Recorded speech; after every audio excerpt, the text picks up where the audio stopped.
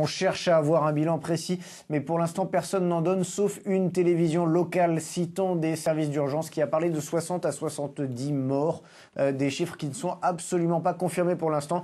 En revanche, un des responsables des autorités locales a parlé au Waco Tribune, journal local, en expliquant qu'au moins 6 ou 7 pompiers travaillaient sur l'incendie au moment de l'explosion et qu'à l'heure actuelle, il manque toujours à l'appel. C'est les seules informations qu'on a sur un bilan de morts éventuel. En revanche, ce qu'on sait, c'est que l'explosion a rasé de nombreuses maisons, entre 15 et 50 maisons autour ont été rasées. Et puis on commence à comprendre, ou en tout cas avoir quelques pistes sur ce qui a pu se passer. Un feu relativement bénin s'est déclaré sur cette usine, a pris de l'ampleur.